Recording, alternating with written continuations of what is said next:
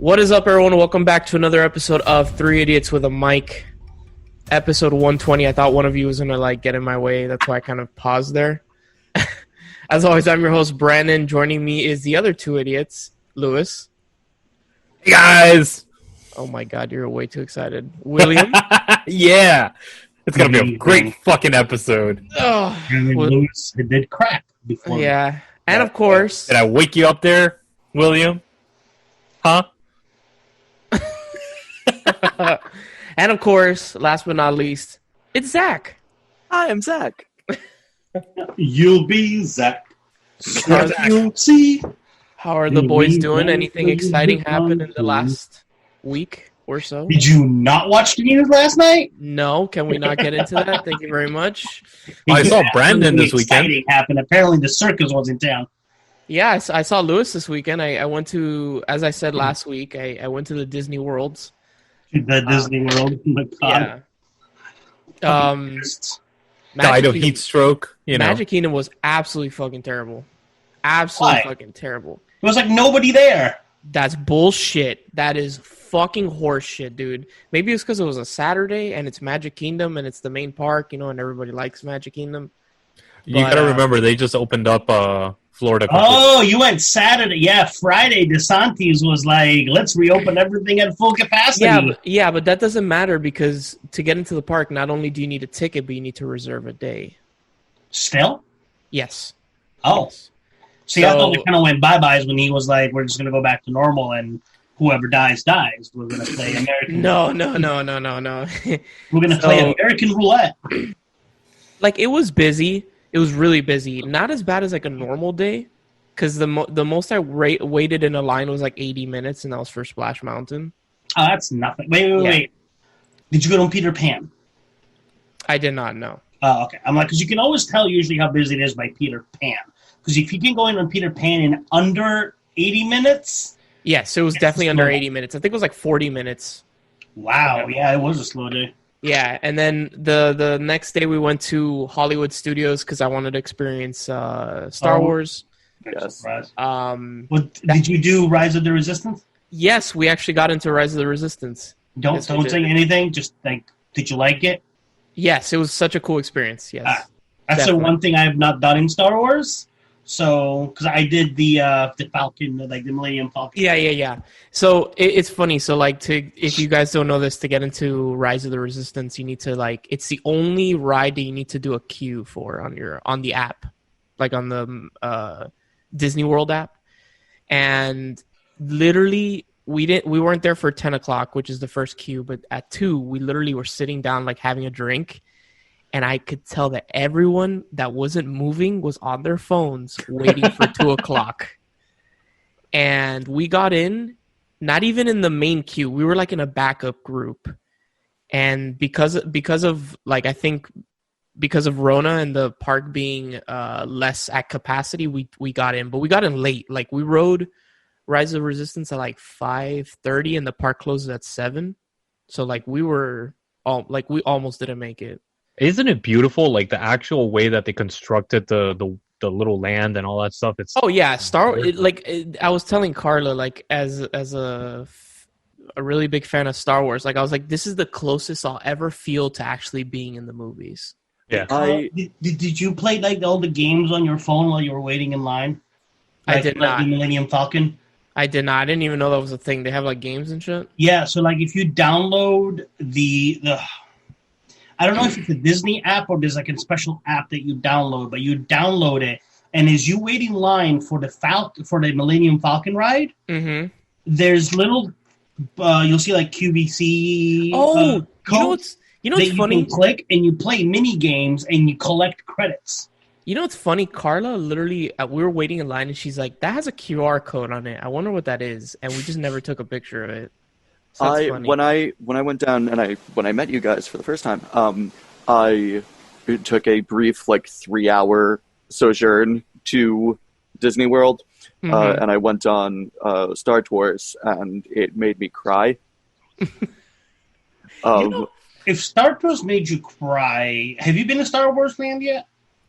No, that was. I mean, like this was what 2017. Yeah, this was before they made the Yeah, but it was still this was like when they just renovated it, so like it had the different paths you could go on and the C-3PO animatronic and all that.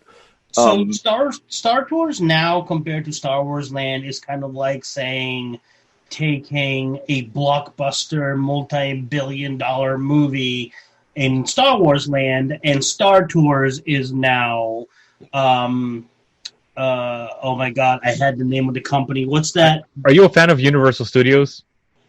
I only went when I was a little kid. So imagine the E.T. ride compared to the Back to the Future ride. Okay. That Star Tours is the Asylum. That's what I was comparing it to. Okay. Yeah. I mean, yeah, I know with what they did now, I would just like pee myself for like the entire time that I'm there. Dude, I love Star Tours, and I did the Star Tours and the Star Wars Land before Resistance, Rise of Resistance was open, and dude, it is fucking incredible. Yeah, it was beautiful. Did you guys take the picture where like it zooms all the way out and then zooms all the way back in? No, where the fuck was that? What? That's in Star Wars Land, and there's another one which like you stand in the middle of it and you take your picture. And it's literally like a 360-degree picture. Like it zooms on you, zooms out, stops, does a 360 kind of like Matrix-style picture, and then zooms right back on you. Yeah. Those Imagineers. Yeah, it's. I was also. Tell me you drank blue milk. I tried the yellow one with alcohol in it. Why would you go for the yellow? Blue and stuff. Because the blue one had rum, and I don't like rum. The other one had tequila. How are you a Cuban that doesn't like rum? I don't like. I'll drink rum, but I don't particularly like rum. I'd rather drink tequila than rum. It's that and fried plantains. What is it with you and the fried plantains? I don't like that shit. They have non-alcoholic version. I know, but kids out there. But Carla and I were like, I don't arrepentidos, bro. Both of us. Shut up. So Carla and I were like, we want to have a drink like with alcohol in it, so we chose that. But yeah, minus the Disney talk, anything exciting going on in your guys' lives? Man, if we're sitting here talking about your Disney trip, you can imagine how exciting our lives have been in the past. My new show launched. Yes. Cry for Help. Congratulations, man. How's that going? We are working on our next installment. We're doing it monthly with a different theme, a different person who's making the world a better place coming on and educating us each month. This past month, we had on someone to talk about like mental health and staying safe and stuff like that. A call center director, actually. And it was really cool. We had a filmmaker on there to talk about his new work that was coming out. So that's keeping me busy. It was really good. I'll be ready for my interview, and I'll be ready to sit down. Absolutely, I'll keep that in my back pocket. Play my cards right. Bust that out. All right. But yeah, it's A Cry for Help. Is the name of the show. That's the number 4. A Cry for Help. And yeah, so we launched that. I love the cover art, by the way. The new cover art was great. Yeah, we had a wonderful artist. Their name's Olivia, and they did a really great job with a caricature of me and my co-host David as like medieval peasants fighting off a demon, and it's wonderful. So great. That's pretty dope. That's awesome. It was so great. So check that out. If your one criticism of this show is like, I wish there was more Zach, then I've got the perfect solution for you. So that is very true. It's really, truly a great blend of like your comedy elements, and the way you two feed off of each other is so great, dude. Oh, thank you so much. Like, I was so entertained with the show that I kind of forgot that I was supposed to be working. Well, thank you. And it's only going to get better from there. We're getting better equipment. David just got a mic. My co-host David just got a better mic, so that's going to be good. He's learning how to use the what's it? The like snowball looking one. Yeah. Mm-hmm. It's always fun when you first start something off and like you don't know what you're doing, and it's like it's such a train wreck, but it's a fun train wreck because you're just learning along the way. Yeah, we're getting there. We're doing things along the lines, but maybe another 100 episodes and we'll be. Yeah, just wait for the next 120. Exactly. That's when the good stuff starts. Yeah. This was all prologue. Yeah, exactly. All right. So let's get in on this. As always, we start our show with Spielbinge. This is where Zach brings one Steven Spielberg movie every week until we finish his filmography. So what movie are we on today? So this week I got to 2002's Catch Me If You Can. Yes! I love this movie. I love this movie so hard. This stars Leonardo DiCaprio and Tom Hanks.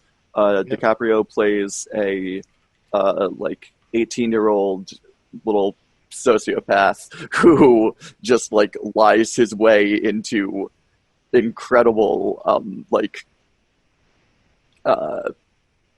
professions. It's astonishing what he does in this. It goes through different you're watching it and you can't. He makes choices and gets away with things where you're just like, what? Why? And all the while he's being hunted down by Tom Hanks's kind of by the rules FBI guy. Hanratty. Hanratty, yes. It's got early performance from Amy Adams. Elizabeth Banks has a scene in there. Martin Sheen. It's stacked. Christopher Walken up for the Oscar for it, playing DiCaprio's dad. It's a comedy, but with heart. It's not laugh out loud, slip on a banana peel comedy. It's just outlandish. The things that are happening are inherently funny. You are laughing because you can't believe that this is real, and it's based on a true story. Yeah. It's based on the autobiography of the guy that DiCaprio is playing, who actually did lie his way into being a fake airline pilot, a fake doctor, and a fake lawyer. At least, I believe the book covers more. I think the movie kind of condensed his life. I don't know if you can call him a fake lawyer because right, true. He does, which I thought, to me, was one of my favorite parts of the movie, where Tom Hanks finally asked him, he's like, "How'd you do it? How did you cheat to pass the bar?" Yeah, because he's got his number on everything else. Yeah. And he just looks at him and he goes, "I didn't. I just studied the night before and I passed." And I'm going, oh my God, can you imagine? This kid saved, I can tell you this saved that was a G. Time $500,000. And that's just on, because my ex-fiance went to a middle of the road law school in Orlando. And by the time she was done, not counting the fee to take the bar, which is another $1,700, she was close to $500,000 in debt. Jesus Christ. Yeah.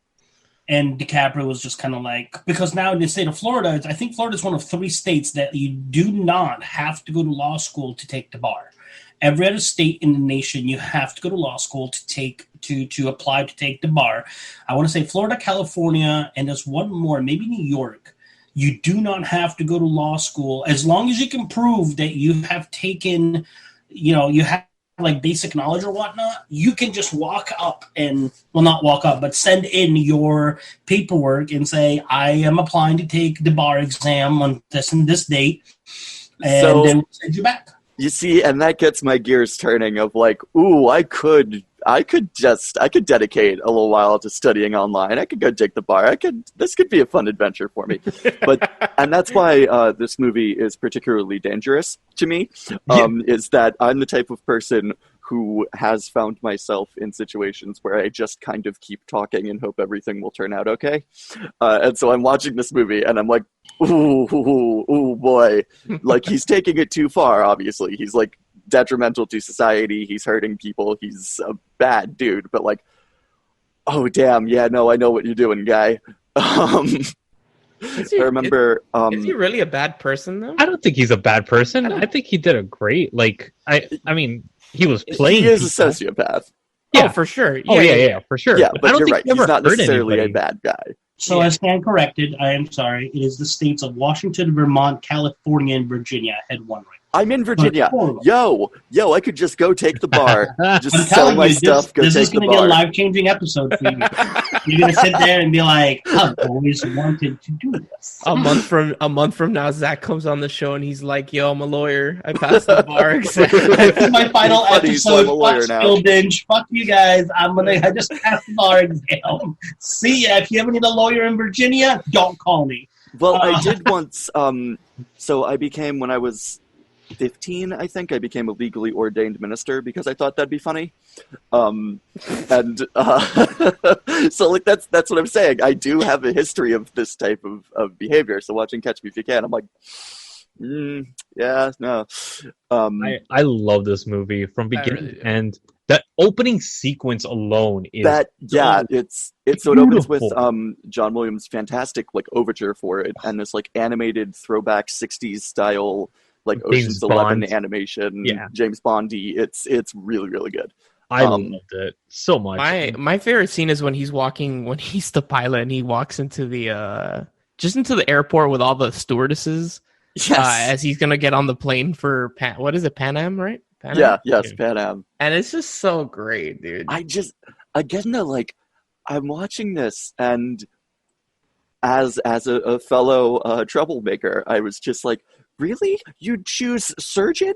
You would choose be a fake surgeon? That's so far to go. Like you went from 0 to surgeon.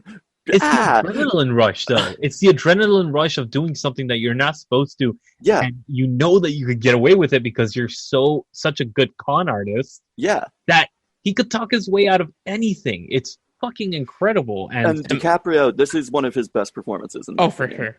And Tom Hanks, honestly. Oh, Tom Hanks is also excellent. Yeah, their chemistry together is something to behold. And they only have a handful of scenes actually together because it is a cat and mouse kind of movie. Yeah.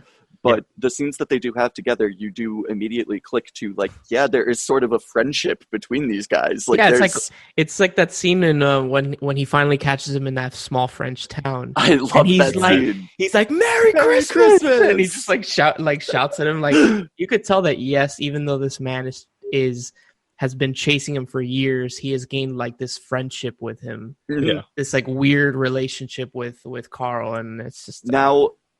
Would you call this a Christmas movie? No. No. Yeah? No, I would not. More of a Christmas movie than this movie. This has like 4 different scenes that take place at Christmas. Christmas is a recurring motif in this movie. It's a recurring motif, but it doesn't actually. The entirety of it does not take place during Christmas. Okay, fair. Whereas, like I said, Enemy of the State with Will Smith and Jackman, I can't think of his first name, not Hugh, the other Jackman. Gene Hackman. Gene Hackman, thank you. The entirety of the movie takes place at Christmas time. Yes. So I think that in order to be considered on the Is It a Christmas, the majority of the movie would have to be taking place at Christmas time, on Christmas. I agree to disagree. I appreciate the unconventional Christmas movie, so I do add this to my list of like, well, maybe this is technically my favorite unconventional Christmas movie. I agree with you. I will go with unconventional. Sorry, what did you say? Yeah, I said this is actually technically my favorite Spielberg movie. Yeah. Okay. Whoa. Yeah. Sure. Okay. This is in my top 20 all-time movies. I've watched this probably once a year for the last 10, 15 years. Yeah. I fucking love this movie. It's a great movie. To the point where one of 8 variations of my wedding invitation has the image imprinted in the back. That's actually what I just sent you guys so you could see. It's actually imprinted in the back. Yeah, what's the image, Lewis? Oh, it's the character, the caricatures. Look at Choco. Oh, nice. I was wondering why you were sending us your invitation already. I'm like, I get it. I'll be there. Jesus Christ. Oh, look at me. I'm getting married. Blah. I thought you were trying to be cheap, and this was our invitation. No. I just like these stories of like these people that basically go from criminals to like helping the government. Because if let's see, Frank Abagnale, is he still working for the? He's 72 years old. No, I think he's retired. He's retired. Yeah, he was retired at the he the does point. like book tours and stuff. Yeah, Oh, okay. a little bit after making the movie, I think, or a little bit really? before. I think at the end, in the what do you call it? The Epilogue. At the end, yeah, the epilogue. There was actually a little thing where it says that he retired. Gotcha. Okay. I think, if I'm not mistaken, was that? Yeah, if they I talk remember that about right? how he's worked for like a long time side by side with the guy that Carl is based on. Yeah, It's funny. So I was gonna bring up really quick this book that I read like years ago. It's called Ghosts in the Wires. It's one of those like it's about this hacker or social engineer in the 80s. And I go to the Amazon page. It's called Ghosts in the Wires. The guy's name is Kevin Mitnick. It's like an autobiography. And nice. they literally have a quote. It says, "In this intriguing, insightful, and extremely educational novel, the world's most famous hacker teaches you easy cloaking and countermeasures for citizens and consumers in the age of Big Brother and big data." Guess who says that? Frank motherfucking Abagnale. Yep. It's just funny like that. But the book is the same shit. It's like some guy that like did very illegal things, and then the government was like, "Hey, you're really good at this. Help us, please." yeah. I really like stories like that. It's interesting to. I love the pacing of this movie. The pacing of this is so impeccable. It has like this cat and mouse motif going the whole time, and it's a fucking roller coaster from beginning to end. It's a white knuckler the whole time. There is not a moment where this movie lets up. I've seen this movie a couple of times. This is I love this movie, and I was still. When he's minor spoilers for the movie, when he's with Amy Adams and they're they're going to get married, like they're having a reception already and stuff like that, and I was like, surely this is the end, right? Like I know there's more to the story, but I don't like totally remember what happened. And then there's like another like 40 minutes of like, nope, he did another thing. Like there are so many times where it's like a normal person would have ended their story there. That just would have been their life, but this guy just yeah. I need to watch this movie again. It's been I know I reviewed this movie on the podcast. I don't know when, but that was a while ago. Yeah, was it a while ago? Yeah, it was a while. But honestly, like this, I love the pacing of this movie. I love the cinematography in this movie. Yeah. Holy fuck! Some of those scenes, it feels like a film that was done in the 60s and 70s. Yes. It's a very tonally appropriate throwback to what they show Frank. Even to the style, even to the style of the actual film stock that they were using. Yeah. It had that diffused kind of nature to it, very much of that era, honestly. And it was well because they show once he starts being called American James Bond and he starts emulating Bond, he buys the suit, he buys the car. So that was when it kind of clicked for me of like, so then when you grow up and you make the biopic of this guy, it would be kind of a pseudo James Bond kind of thing. Like, that makes sense to me. Exactly. I love it. This is one of those movies that it sets your imagination on fire of the possibilities that you could do living in this country, honestly. Can you imagine living in the 60s as Frank Abagnale? Just the endless possibilities that you could fucking do. And still do. Honestly, you could still do a lot of things. Not obviously what's in the movie, but other things that you can kind of bullshit your way into a career. I mean, dude. Nice to meet you. I'm Zach. No, but like to the degree that he does, in nowadays, Frank Abagnale in 2020, I doubt he can like get away with not like that. Shit. Yeah, obviously, a lot of those things have been digitized and they're beyond, counterfeiting at this point. Yeah. You have to be, and usually people that counterfeit, they don't counterfeit for long because they get caught pretty quick. So it's kind of like, but look at things like pharmaceuticals, for example. I want to use myself for an example in that because I never went to school for pharmaceuticals in any way or form. I did film production and business administration. The farthest thing that you could get from pharmaceuticals. And I literally got hired for CVS and they said, oh, we need somebody in the back. I was like, okay, sure. Yeah, but cool. CBS always needs somebody in the back. Yeah. But But I'm sorry. so that was in 2006, and I just kept going with it. I've never gone to school for it. I've passed the test basically just with my knowledge of the actual thing. I never studied for it, anything, and I have national certifications every year for the last 14 years that I've had it. And yeah, and that's exactly what I'm saying. Like, this is such, again, he does take it too far, but this is an inspirational story for people who find their own backdoor into stuff. Yep. I'm waiting, Zach, for you to be like, I am a lawyer. I'm waiting, dude. I'm waiting for that day. That's so crazy to me, man. To be a lawyer without having to attend law school. I didn't realize that was a possibility. That legitimately is like, ooh, that's like in the back of my mind of like, one of these days. In between takes, start reading some law books. Yeah, exactly. So what? Light reading. What do you give this movie, Zach? A 9 probably. Like, this is an excellent movie. Okay, Lewis, 10. 10. I was about to ask him, like, are you giving it a 10? Fuck yeah. William? I give it a good 9. It's been a while since I've seen it, and I've only seen it once, but I remember vividly, which to me makes for like a really good movie. So a good 9. I was entertained. Like, it is I would say like a long movie, but it's an entertain. Like, it keeps you entertained. Yeah, that was my only thing with it, was that it is lengthy. Yeah. But most of his filmography has been. True. There are very few of them where it was like a brisk in and out kind of thing. But like with very few of them have I been like, well, that dragged on forever. Like, it's not superfluous; it's just lengthy. That's pretty crazy. Going back to what you were saying, William, for you to remember that specific scene of him talking about passing the bar, that movie must have been entertaining to you. For you to remember that small little tidbit of that movie, it must have been very entertaining. I'm gonna give it a 9 also.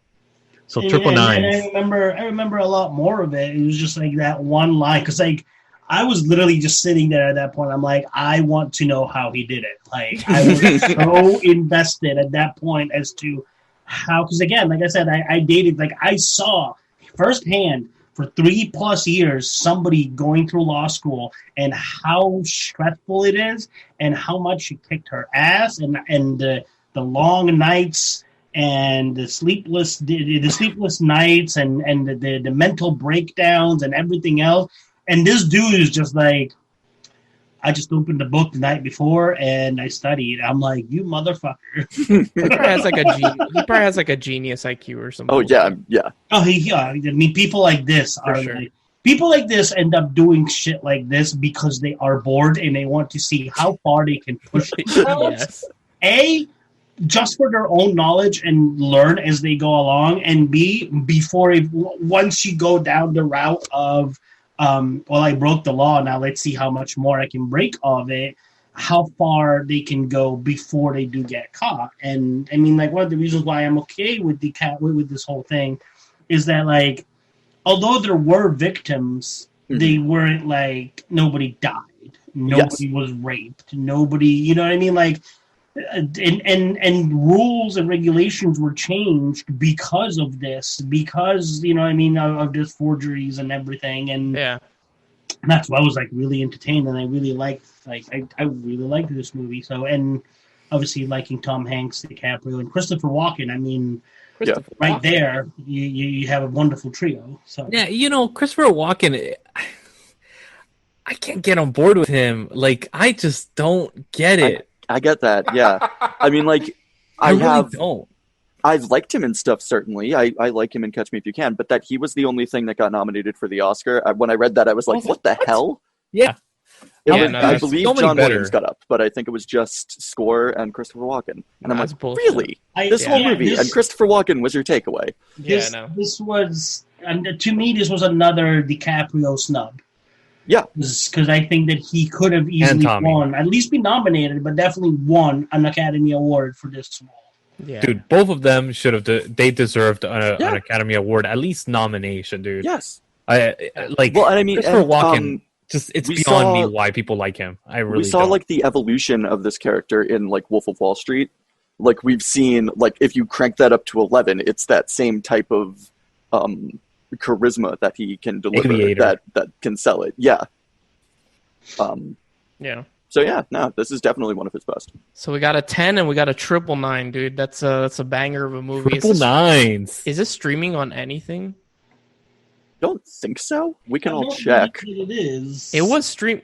I watched it recently I think it was in the last year that I reviewed this on the show, unless they took it off. And I think it was on Netflix. I think they took it off. So whatever, it doesn't matter. What is the movie next week, Zach? The Terminal, another T. Hanks Spielberg collaboration, Awesome. All right, which I have not seen. I am very excited for this one. I've actually never seen The Terminal either. little bit of a slow burn. Yeah, but I've heard good things. It's entertaining. I liked it. And it was the first time I'd seen Catherine Zeta-Jones in anything in quite some time when I finally watched this movie. So, Catch Me If You Can is on Sling with subscription or Tubi with ads only. Oh, all right, that's not that bad. All right. Check out A Cry for Help. That's Yes. A Cry #4 Help. Yes. That's on and, anything, right? Like all streaming like platforms. Yeah, for- we got accepted into a bunch of the podcasting platforms. So you can find us at most places where fine podcasts are sold. And if you listen to just like the first 5 minutes, we tell you how to win a copy of Inception. Yeah. So you can win things by listening. There you go. There you go. All right, and of course, stay tuned at this quick break when we come at you with one of our new segments, Pop's Corners, and of course, thank you, Zach. Of course. Thank you guys. Bye for now. There you go. Bye-bye.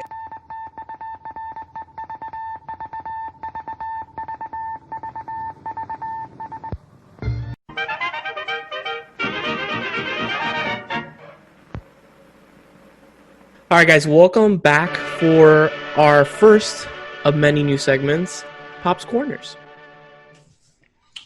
All right. So, You just swallowed really weird, Lewis. What the fuck was that, dude? You were like, I'm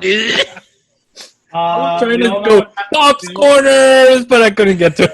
I was like, I just look at this man swallowing, and I'm like, what the fuck, dude? My man just swallowed Listen, really we weird. need to talk about you watching your cousin swallow. Yes, that's a nasty sentence. I was gonna say that's blowjobs.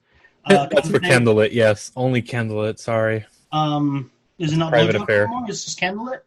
By the way, are we doing a candlelit episode for The Haunting of Bly Manor? Fuck. Yep, and now he's choking on his fiance's meat. Oh, God, I'm dying too. That's a yes. He's coughing. You can't hear this, but he's He's a coughing. Pokemon. He's coughing and now he's wheezing. Yes. Okay. So, William, what do you have for us today in Pop's Corner? Well, that's the $750 question now, isn't it? Now, I got one in there. I get one, and that was my one. So, all right, where to start? So, first off, congratulations to begrudgingly so, to the Tampa Bay Lightning on winning their second Stanley Cup, first one since 2004. Oh, that's what people were posting about? I was wondering what the hell that was. Yeah, Florida team actually won a championship. And another Florida team is in the NBA Finals, the Miami Heat. Yes, they are. They're eliminating awesome. Boston Celtics. Fuck you guys. Yeah, the Heat's really good this year. They have a really good team. I mean, the fact that they don't have LeBron on it and they're playing a team that has LeBron on it is the reason why I'm cheering for them.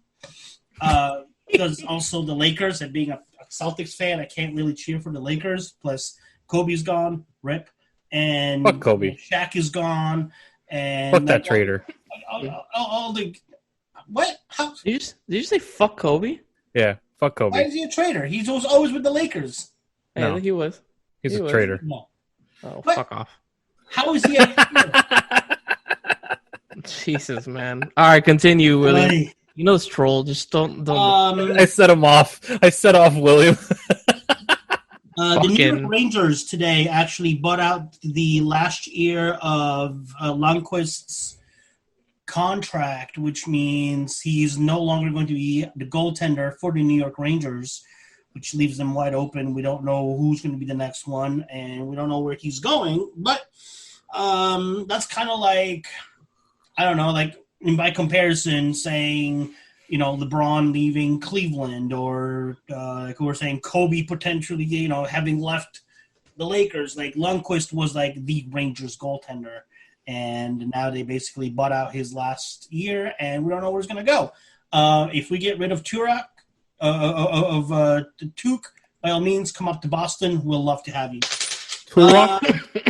That's the person's name is Turok? Like the game Turok, you know? No. It's Tuukka Rask. Where's this man from? Tuukka Rask. He's Eastern European. Ah, okay, gotcha.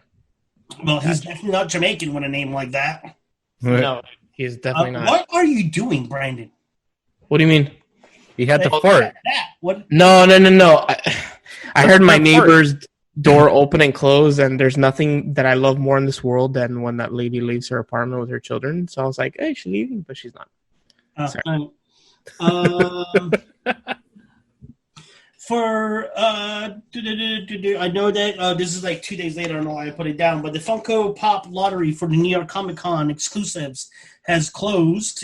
I literally looked it up on the last day, like 2 hours before it was closing. I'm like, how do I enter for this? And then he was like, you need to do all this. And I'm like, well, I'm 90% done with it, so let me just finish up the last couple of things. And within a couple of hours, I was like, I'm entering. What are the pops? What do they have? They don't have, to me, 2020 pops. There's nothing like really major to write home about, but I mean, there are some decent ones. Hold on, I'm trying to 2019. So there's a new Stitch coming out, which he's holding a cake. There's a new Baby Yoda with the Mandalorian necklace. Okay. Coming out, which is going to be a Primark exclusive, but New York Comic Con. There's Magneto. I think it's a glow-in-the-dark zombified Magneto, which looks pretty cool. Zombified Magneto? Yep. That sounds pretty lit. For those that's what he looks like. That actually looks pretty cool. Right? That actually looks pretty dope. What's that anime one right below it? Is that an anime? I mean, you would probably know. Oh, well, one of them is zombified. One of them is Christmas zombified Daredevil. And I think the other one is anime, but I don't know what anime that is. That is all you, Branden. I don't know what that is. I'm going to say Naruto, but I might be right. And come on, the biggest news of this last week is that Avatar 2 finished filmmaking and Avatar 3 is at 95. Would you let me go through my list and get to the things I need to get to? This is my goddamn segment, not yours. Sit down, have a seat, and shut up. Go choke on some meat. There's a new Joker coming out. There's Molly Weasley with the Weasley house coming out. There's going to be like the pigeon and the four rats that are going to be going out for about, buy them for like $15, sell them for about. Where do you find these, by the way? Not like the actual pop, but like that is specific site that you're on. Is that the literally? Funko? I just googled NYCC 2020 pops images. Oh, okay. And then it's like the second image is like the entire. Gotcha. Okay. One of them that actually looks kind of cute is from the movie Up, and it's when he's still when his wife is still alive. Oh no! Guys, kill me inside, dude. Right? Because fuck your feelings. That movie rips me apart, man. The beginning of that movie rips me apart. That and Coco. There's also Luke and Leia from the Star Wars, from training. From that Star Wars. Oh, from the Because Funko literally needs to. Because of that piece of shit movie. Wow. Sorry. Tell me how you really feel. That movie touched me, and I didn't like it. You mean the best Star Wars movie ever? Fuck you, dude. It baffles me how you like that movie, dude. Ignore it. Let him choke on his meat. Let him just go choke on his meat. No, like legit. Like I want to talk to you one day and just be like, well, "How do you like that movie? That movie's so bad." There's been new castings for Black Adam. Yes, a Hawkman, right? Yep, Hawkman has been cast. What's his name? He has a very strange name, right? You're gonna make me go look for it. Hawkman. Hawkman was one of the victims in Infinity War, right?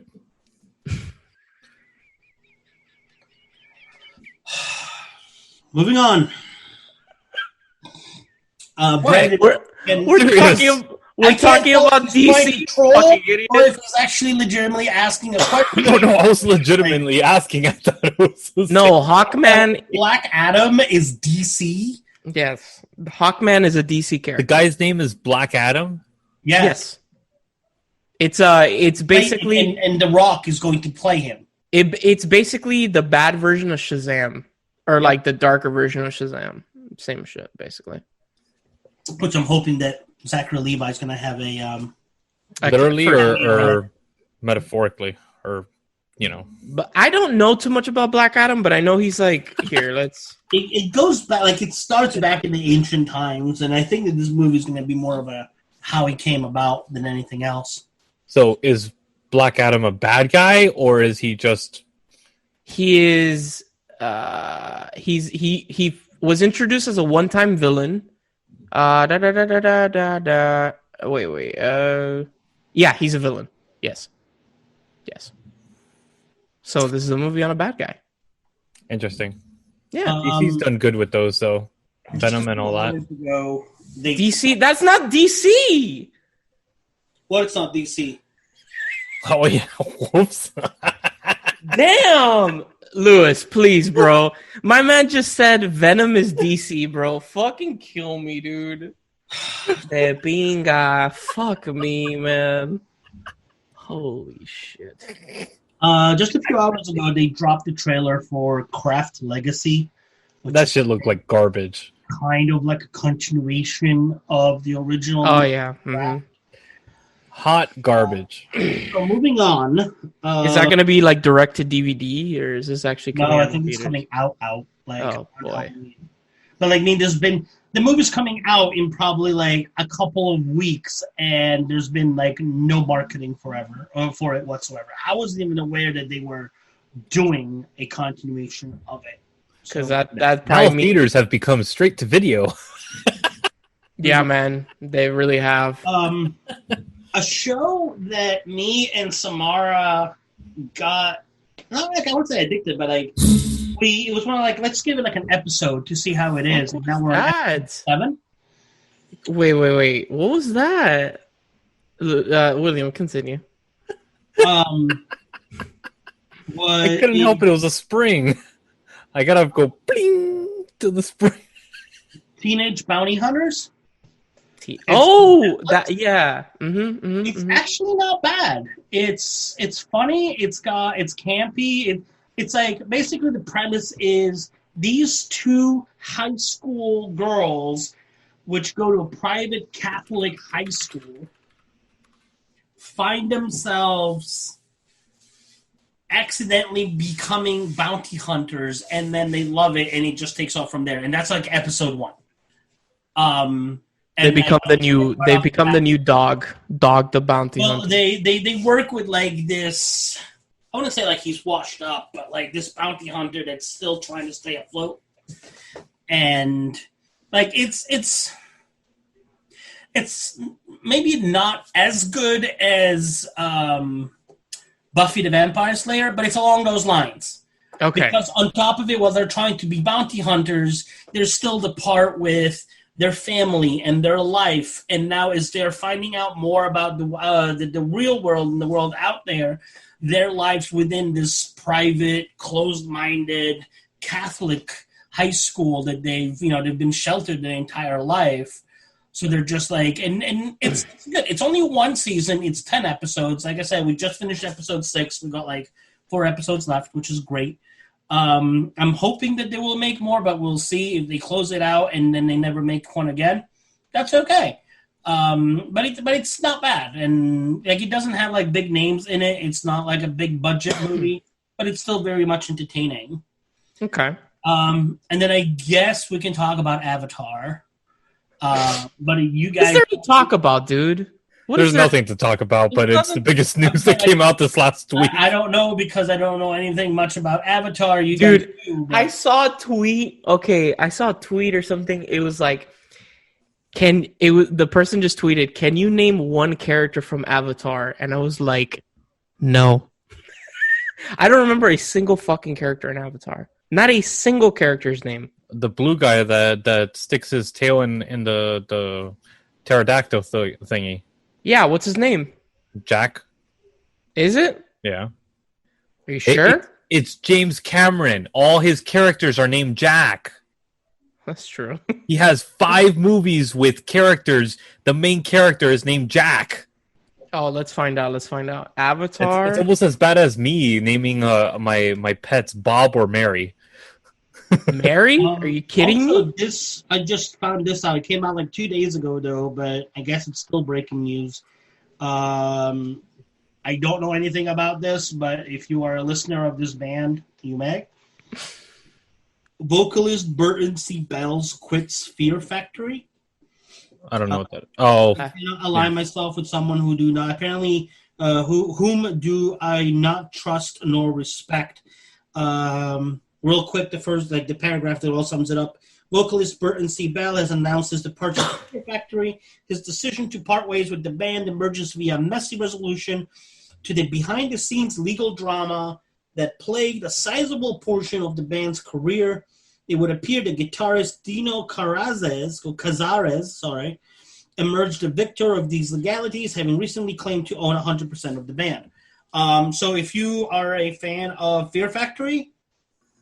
They're kind of like a Disturbed-esque feel band. They're kind of one of those that kind of lingered in the background always. By the way, to go back to Avatar, the main character's name is Jake. Oh, whatever. Close enough. You were wrong. All right, William, any other things you want to bring up or no? I think that's really it, unless I'm missing some big things, and other than what I've been censored to talk about. I am joking. No, I don't think so. I always call it censor when the production comes down and goes, "We're not talking about this," and I'm like, censorship. And today we got the big, "We are not talking about the debate," and I'm like, censorship. I denounce censorship. I never knew that Buddy Christ's face looks exactly like Biden. No, he doesn't. It really, really does. He kind of does. If you take away the hair, he kind of looks like Biden. Even the smile, though. He's smiling. Smile. All right, so Pop's Corner. That was the corner for this week. Hopefully something big, knock on wood, not too big, will come out by next week. That's what she said. So stay tuned. It's if I say hopefully something big and put in the pop world will come out by next week, 2 days from now, fucking I don't know, James Cameron passes away, and I'm like, I didn't mean it that big. It's hey, all right, Scorsese, hang in there. You're still doing good. Stay tuned at this quick break when we come at you live with the main segment of our show, The Babysitter Killer Queen. He'll be like a John McCain, He'll still be half dead and going, movies, Marvel sucks,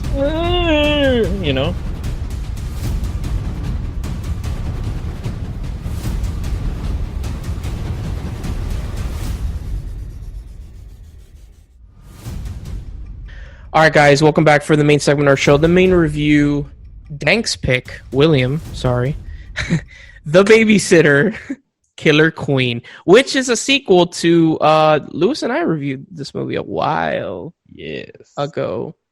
I don't know, was William on the show when we reviewed? I reviewed this movie as an individual review last year or the year before. It's been a while. The first one? Yeah. Maybe you did, but I know Lewis and I did it as the main review a long time ago. Yeah, I think it might have been before, actually. Yeah. When it first came out. Yeah. So I really loved the first one. You really like the first one? I'm assuming you do not like the second one. I don't know. William, what did you think of this? I enjoyed the second one. I thought it was filmed very much in the same style that the first one was. It flowed about the same way that the first one was. I kind of liked how they brought back the original cast, even though, spoiler alert, the original cast, the bad guys died. And it just, I like the twist at the end. Like, that was kind of like, oh, wow, like, that was, I did not see that coming. I did not see that. Like, I knew that obviously the original Babysitter was going to come back and make an appearance. Of course. I didn't see how he all connected with the new girl and, what she does at the end, which I thought was like, okay, no, that's cute. Good luck making a trilogy out of this now. They gave it away a few times throughout the movie. What? The spoiler at the end. They gave away, like, hints of it. Oh, can we talk about... I was super confused because I haven't seen the first one since it came out. Is his best friend in the original movie also? Or no? The girl, the blonde girl. No. Mm-hmm. Is she? Was she? Okay. Yeah, that was her. She was part of the people that came to rescue him, remember? Was she? Mm-hmm. I'll take it. I'll take your word. I was confused. I was like, I don't remember this character whatsoever. Yeah, she was in the first one. It wasn't as significant as a role as this one, but okay. I enjoyed this movie. This movie's definitely shit. It really is, but it's fun shit. The movie's super, like, it does not take itself seriously whatsoever. Like. I like the aesthetic choices that they use whenever they would, like, do the very minimalistic, like, let's say the backstory of all the people in the group. Specifically the guy that's wearing no shirt, like, he's still not wearing a fucking shirt, even though he's working in a fucking fast food place. And I'm like, this is so stupid, but it definitely goes with how this movie is. The deaths were fucking... As Lewis says, glorious. Just watching people fucking their heads explode. It's just fucking... Like, what was your favorite death in the movie, Lewis, since you love that shit so much? Honestly, I love the what do you call it, the surfboard. I knew it. I fucking knew it, dude. I fucking love that. So... I like the blonde girl fucking, like, falling, getting caught within, like, the rocks. The one with, like, with the... Oh, yeah, that her head... Yeah. Fuck me shoes, and they're not fuck me shoes. Honestly, the beginning of this movie, really, I was like, okay, the parents really kind of threw me off, and I was kind of like, okay, this sequel is gonna suck balls. But then... I love the dads. I fucking hated the dads. That's what I'm talking about. I hated them too. The moment that they were on screen, I felt like I was watching, like, what's this fuckface called? Oh goddamn, Anchorman and all these guys. Oh yeah, Will Ferrell. Will Ferrell. I felt like I was watching a Will Ferrell movie, and I was like, oh god, this is like a cheap imitation of Will Ferrell. The only part that I would legit was like, this is just weird. It's cringy. Was the part when they go visit the chick's dad and the cop comes in. Oh, dude, that whole sequence was fucking cringy as hell. I was just like, what the fuck is this shit? Like, the way he's talking to the mom, and it's, like, really, like, rapey, and I'm just like, ugh. It was just weird. I really was turned off by the movie at that point, and I was kind of like, oh, boy, let's see where the fuck this goes. Yeah. By the way, this is the same kid. Yeah. I didn't know that. Like, I was like, oh shit, that's actually the same main character. It's just, 3 years later. So he's he's 18 years old or whatever. Fuck. Yeah, exactly. But as soon as the kids kick into gear and everything starts happening on the road trip and all that, yeah, I fucking love this movie. I honestly was like, oh my god, yes.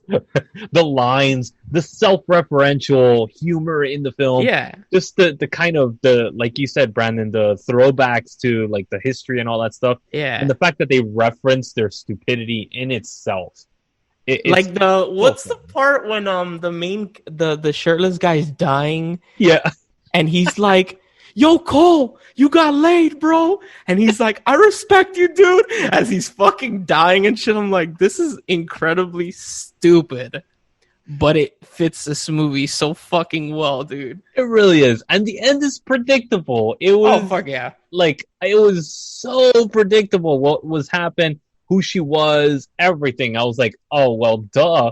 They've just mentioned it like 6 times. I mean, they mentioned it so many times throughout the film that I was like, okay, this is going to happen, but it's going to be, I want to see how they do it, how they get to it. And oh my God, it was so satisfying. What really threw me off also is like, what teenager dresses the way he dresses? I thought it was pretty cool, honestly. Like his like little 3-piece suit. Also, I mean, like, I didn't wear a 3-piece suit in high school, but I was definitely because I lived in Europe. Fashion really well. I went to high school in West Hartford, Connecticut. Shut the fuck up. Yeah, but you're from Europe. You're a strange breed. I mean, like, You're a strange. I show up in like khakis and a polo shirt. It's fuck. What was I gonna? Fuck! I just had it on the tip of my tongue. I was gonna bring something up. God. The sequence when they show the car accident. Yeah. And they flip over the ravine, and you just see these really shitty dummies coming out of the car. Like, this is so bad. It reminded me of like the James Bond movie where the guy gets like shot up from the car, and then like you see that he's like,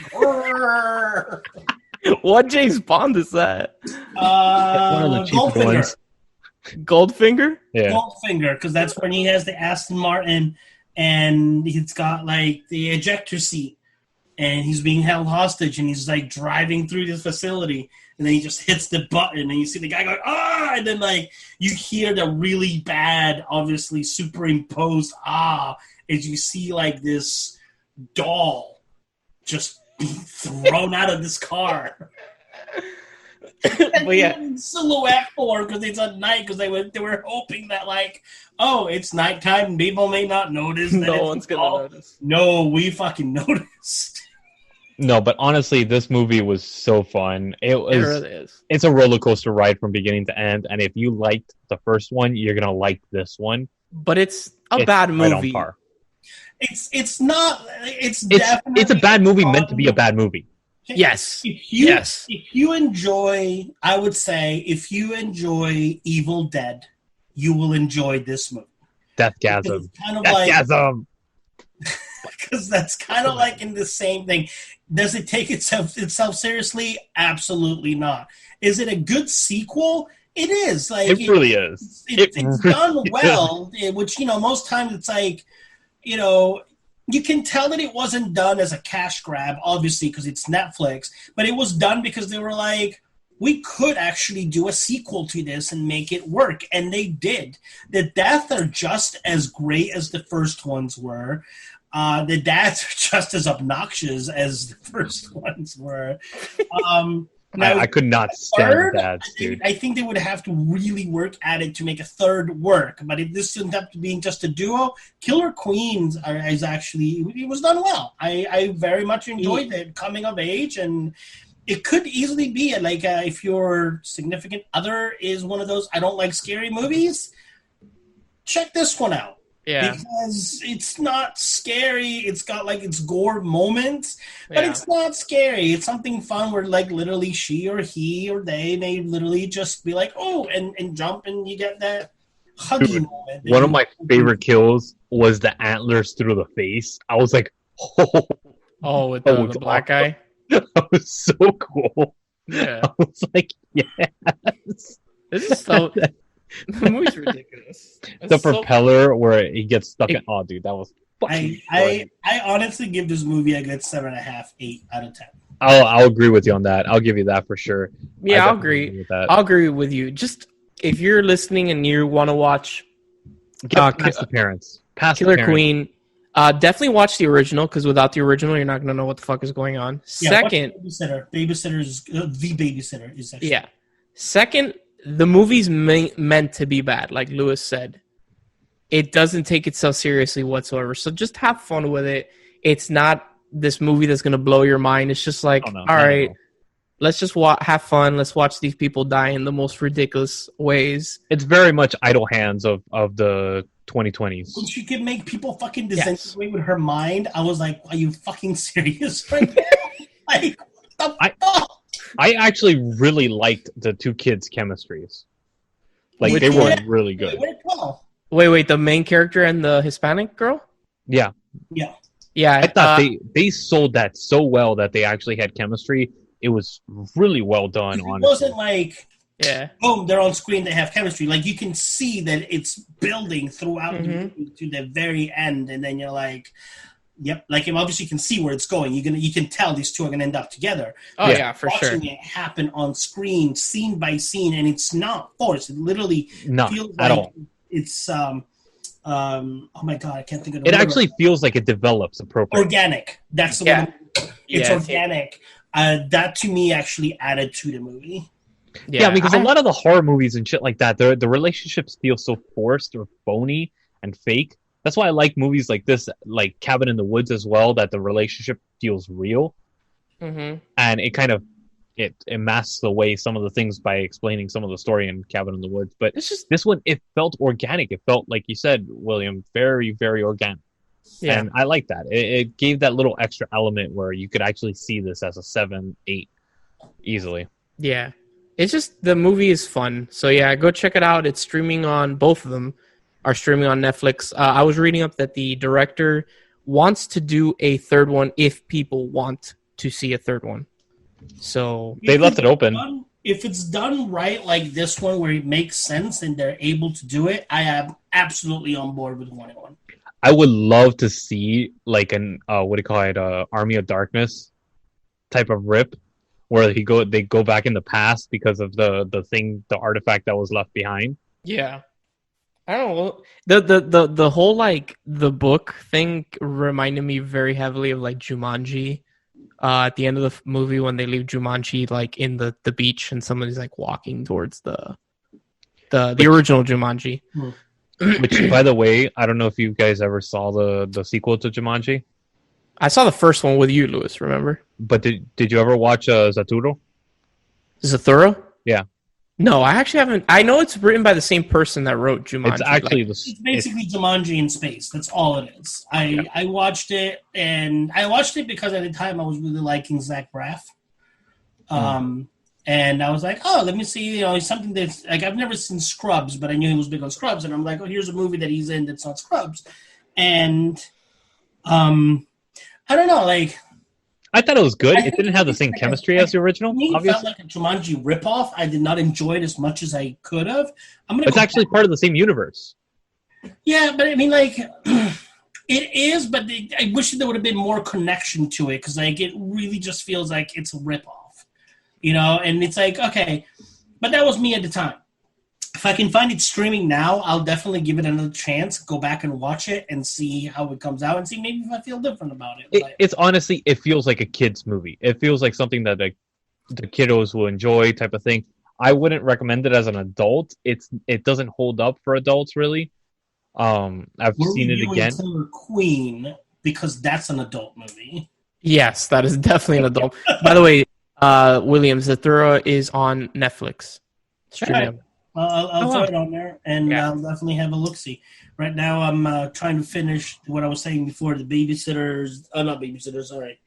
the Teenage Bounty Hunters. Yeah. Working on Bad Times at El Royale. That's a good one, dude. Yeah, I'm literally like 15 minutes in. It's a good one. I want to start watching, of course I've seen the movie, but have any of you seen the show Fargo? The show, not the movie. No. Do you like them? Good, but I didn't like the movie. You don't like the movie? I never cared for it. Interesting. All right. Well, it's one of the few Coen brother films that I never got into. Interesting. Well, whatever. On that note, stay tuned at this quick break when we come at you with the second of our new segments, my segment, Brandon's Joystick. All right, guys, welcome back for the second of our new segments, my segment, Brandon's Joystick. Just a tip. Don't ever do this motion when I'm talking about my, All right. So what's going on in the world of video games, or what have I been playing? I've still been playing a lot of Resident Evil 2. I think I brought it up last week, but I started playing Dead Space, which is basically Aliens. But what I mostly wanted to bring up was actually two video game related books that I've read. And they're both very good. One is exceptionally better than the other one, but that's fine. The first one is called Console Wars. There's actually a documentary coming out on CBS All Access. Yes, I saw that actual preview for it. It actually looks pretty interesting. So yeah. So the book, which came out at this point, I think like it was like 6, maybe 7 years ago. It basically, the book is all about the console war between Nintendo and Sega during the Super Nintendo and the Sega Genesis in the mid-90s. Or early 90s, sorry. And how ruthless they were with each other. Like the ad campaigns like Sega does when Nintendo don't, shit like that. Like they were just fucking ruthless.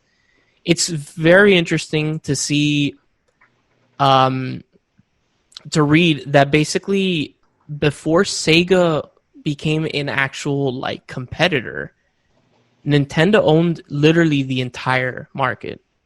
They owned the entire market of video games. Yeah. Literally. Until Sega came out with Sonic. And that's when Sega started really, making Nintendo like worry and shit like that. The book's really good. My problem with the book is that the person who wrote it tends to make Nintendo seem like a bad guy, like the antagonist. Yeah.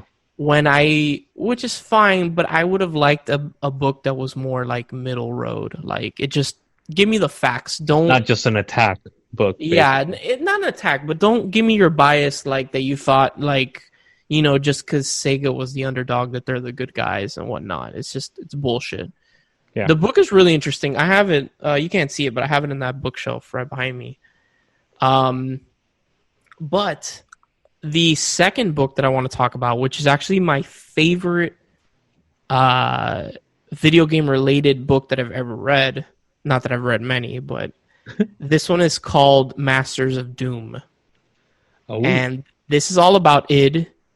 About the formation of id with John Carmack and John Romero. What's id? id, the people that made Doom, Wolfenstein, id Software. Oh, ID. Yeah. Okay. Yeah, id. I was like, id. I'm like, what that's what it's called. It's id. It's not ID. It's id. The book is super fucking interesting. It basically, like I said, it chronicles the, John Romero and John Carmack meeting each other and forming id in the 80s, and then basically making games like Wolfenstein and what's the other one that they made? It was like an adventure game. Id Games. Let me look it up. Which one of those two are your favorites? Of the two books? No. Of Wolfenstein and the other id. On Doom? Yeah. I like Doom. I like both of them, but I like Doom more. I loved that sequel, Spear of Destiny.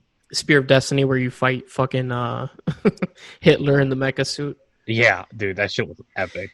It's honestly, dude, I remember reading Masters of Doom and I was just so enthralled. Like, I couldn't put the book down. Just hearing these guys, like, dude, it was one of them. I forgot who it was. I think it was Carmack. He was buying a different Ferrari every week. Wow. That's how much money he had. And these were kids. Like, they were like 17, 18 years old. Yeah. Like, they were very young. And it's just really interesting, like them making Wolfenstein, and then which revolutionized like first person shooters, and then they made Doom, which blew up the fucking. Yeah, that game was so epic. And they also made Quake. I totally forgot Quake. That's what the other one was. Okay. Quake. Yeah. But I feel like Quake is like the redheaded stepchild of like the three big id games. Yeah. Id games. Like people like remember it, but it's never the first one that people like remember. Oh, I totally agree with you. Not that, and by the way, for the listeners, that doesn't mean that the Quake series are bad games. They're not by any stretch of the imagination. It's just for some odd reason when people think of id, they always either go to Wolfenstein or Doom for some odd reason. But it talks about them just making all these games, and then of course they had to go into the whole. For anyone that doesn't know, video games didn't always have a rating system. I think that came around because of Doom, right? No, it wasn't Doom. Doom probably had something to do with it, but the two games that really, really like threw like the government overboard was this game for the Sega, for the Genesis or the Sega CD. One of the two was called Night Trap. Really? And then the other one was Mortal Kombat. Mortal Kombat was like the forefront of rating. Yeah. And then Doom was also another one that had a lot of controversy because it was really violent. It had to deal with demons and all this bullshit. And then there was a whole crap going around when Columbine happened, that the two kids had made their school in Columbine in Doom. Sorry. So. Yeah, like allowed a free forming of the software and all that stuff. So at one point, like touch anything. Yeah, at one point, like Doom was like freeware. Like people were just giving it out for free on the internet, and people were modding it, making their own maps. And there was, I don't know if it's totally true, but I've heard that the kids, the two guys that committed the Columbine massacre, had made their school in the game. Wow. So yeah, it's super interesting to read about them, and then of course the disbanding of them too, because it still exists to this day. It's under Bethesda, which is now owned which was very recently bought by Microsoft.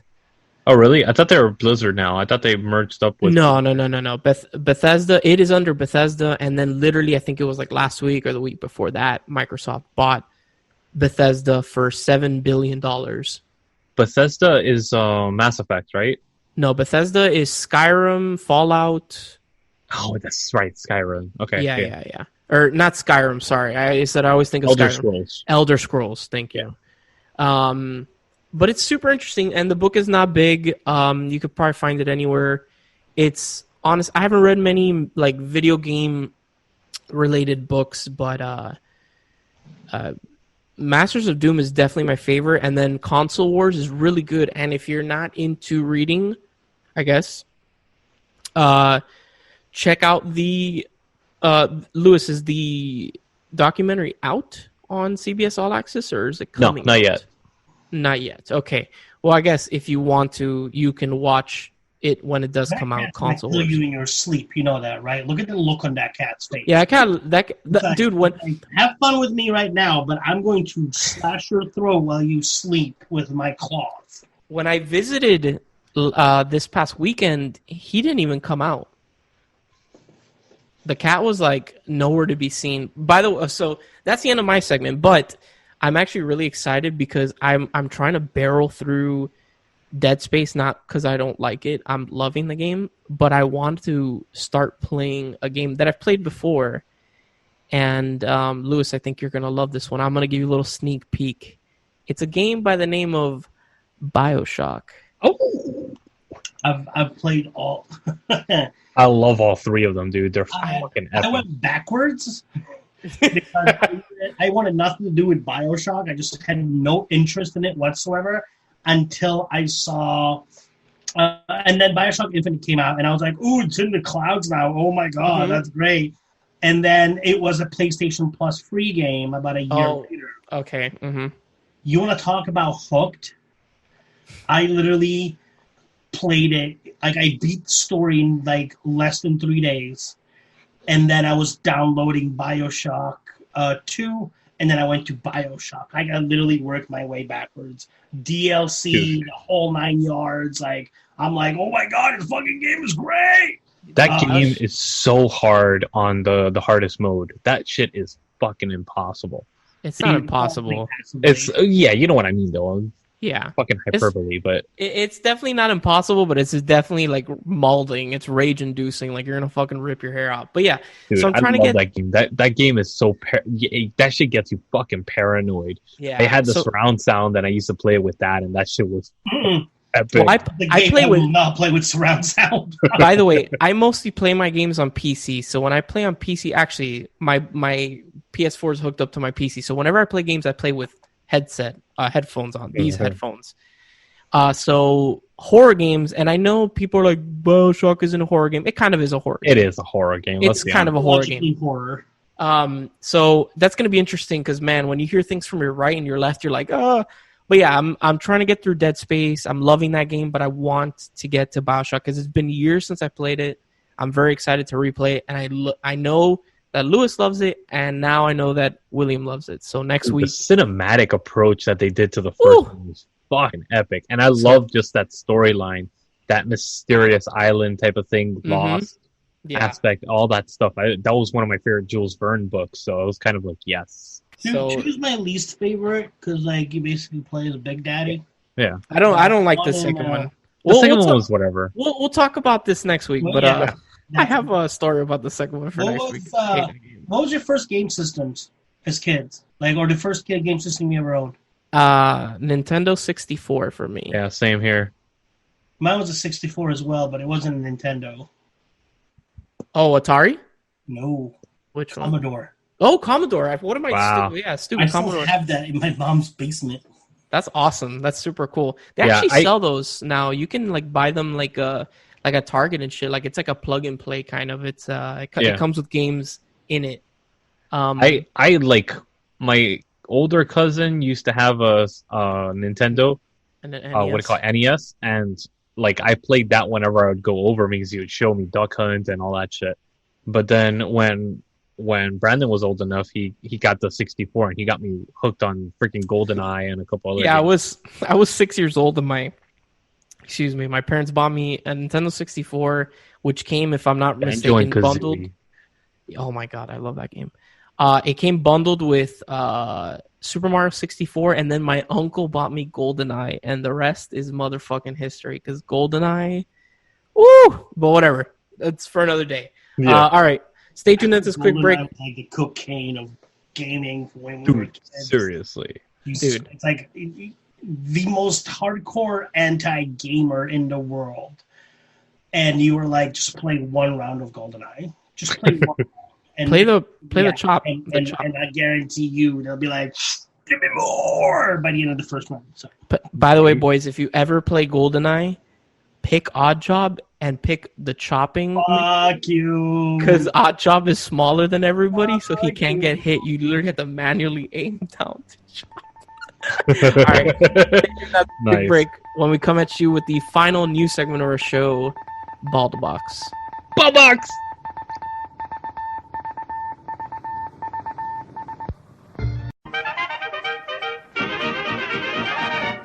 All right, guys, welcome back for the final segment of our show, Ball the Box.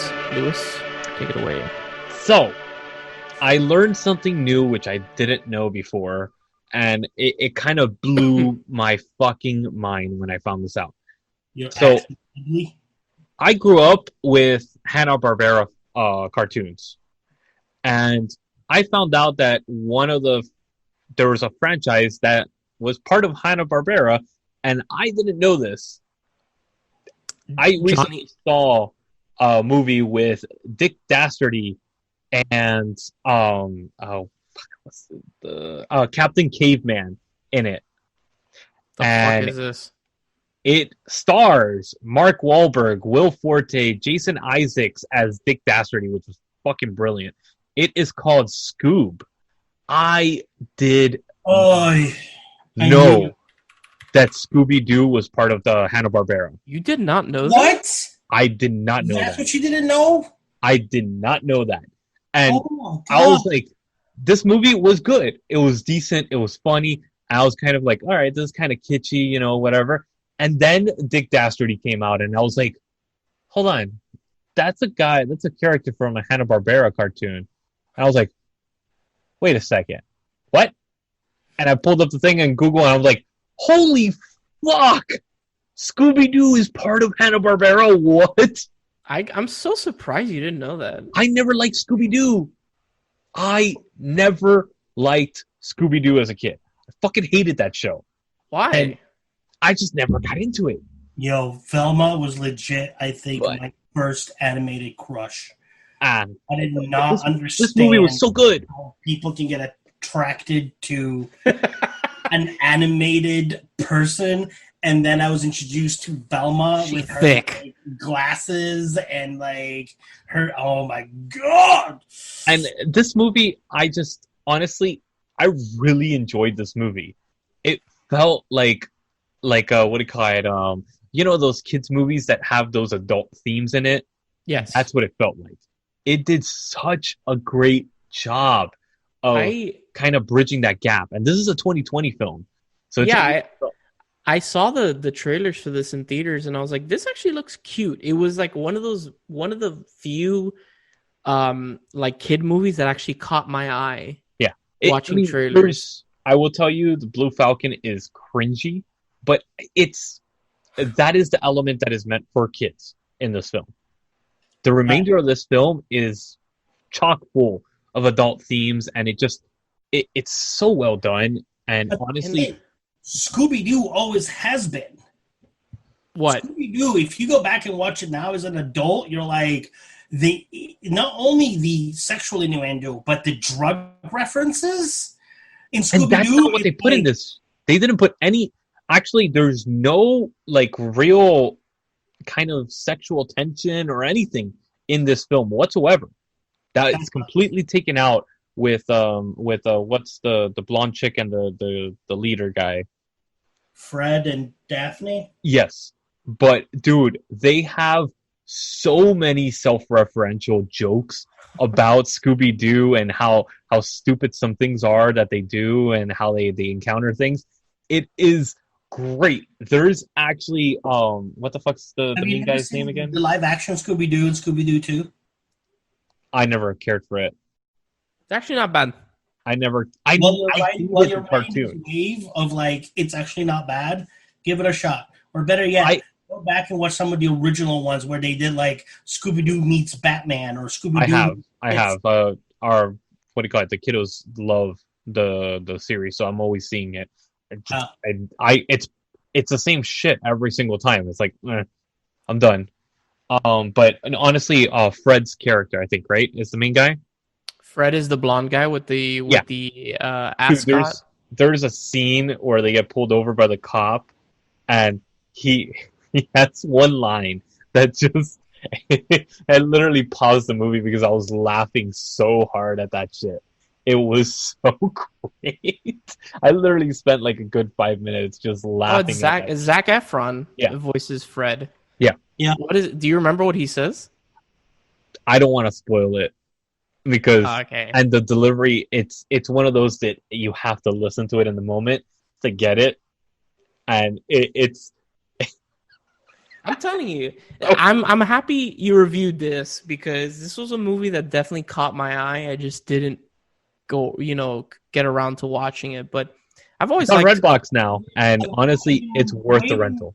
I've been waiting for it to come stream somewhere because I know it's on HBO Max. Sorry to interrupt. To launch the Hanna-Barbera universe. Now it didn't do great, so I don't know if they're actually gonna do it. But I don't know if you're aware, since you didn't know that Scooby-Doo was Hanna-Barbera property. Flintstones and Jetsons, I knew. Flintstones, Jetsons, Johnny Quest. Johnny Quest. Oh, Johnny Quest too? Yep. Johnny Quest is Hanna-Barbera. Smurfs. Yeah. Speedy Buggy. The Hercules, Jabberjaw, Space Ghost. Yeah. Birdman and the Galaxy Trio. Peter. I never watched Bullwinkle. Rocky and the Bullwinkle. Rough and Ready Show. CB Bears. Josie and the Pussycats. Yeah. Honestly, the thing is, though, is Dick Dastardly as the villain, he was one of my favorite characters in Hanna-Barbera. So when he had, because he's not with the dog in this episode, in this movie. Not? There's a reason why. And oh my god, at the end, when they reveal something, you're like, it's so much fan service, and it's so well done that, oh my god, it's just... And Jason Isaacs killed it as Dick Dastardly. Like, can we get a fucking Johnny Quest like reboot? Dude, I'm telling you, if you are a Scooby-Doo fan or if you're a fan of Hanna-Barbera, watch this fucking movie. It is well worth your time. I give this an 8.5 out of 10. It was that enjoyable to me. It's something that just, I did not think I was going to like this movie. I was like, shot in the dark. Let me watch it. The kids love Scooby-Doo. I was like, let's watch something, give it a shot. Dude, fucking loved it. Is Scooby-Doo streaming anywhere? Like, where do you watch this shit? It's on, I think it's on Netflix or Amazon. I don't remember, but... Boomerang has a streaming service? Yeah. Well, it's been around for a while.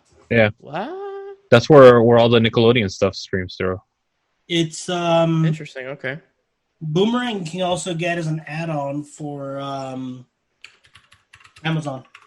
So yeah, okay. That's my review for Bald Box, and it is available on Redbox pretty much anywhere and everywhere, and it is well worth the $2 rental for it because it's a fun movie, and especially if you have kids, definitely check this out. It's well worth it. It doesn't have any kind of real sexual humor that I know a lot of people are kind of like iffy about with Scooby-Doo, giving showing it to kids. If you're like that, it doesn't have that in this film whatsoever. It honestly just plays like a DreamWorks or Pixar film. It really does.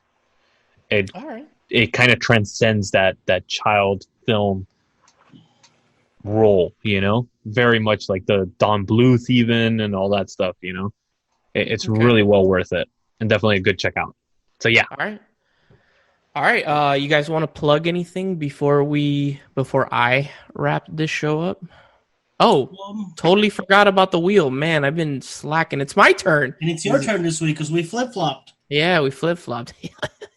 I'm glad that you guys enjoyed my choice, by the way. I'm always, because there's times where like I pick something and I'm like, I'm doing this straightly to piss off Lewis. But this week was like, no, I think they may actually enjoy this. And I'm happy when I'm right. All right. Damn, that was a good spin. That was a good one. Oh, that was a good one. Damn. What is that? Psychological thriller? Yes. Damn, didn't I get thriller last time also? You got thriller, not psychological thriller. Oh, what's the difference? There's a big difference. Fuck. All right. Well, like Silence of the Lambs, Red Dragon, those are psych thrillers. Okay. Yeah. All right. So, okay, going back to what I was saying, do you lovely boys want to plug anything before I end the show? Yes, actually, we're going to be dropping this week, actually, our first episode of the Unknown podcast that Naomi and I are working on. And it is a fascinating one. It's actually about the potential time traveler / cross-dimensional, the man from Turid. He was the one that basically stopped in an airport in Japan and said that he was from this country that didn't exist. Excuse me? Yeah. That's fucking weird. He had a passport from a country that didn't exist. So it's a fascinating story, and if you want to hear more, check us out on anywhere that podcasts are streaming. You can find us on there, and you can check us out on the Manbitesmedia website, manbitesmedia.com. Sorry. William, do you want to plug anything?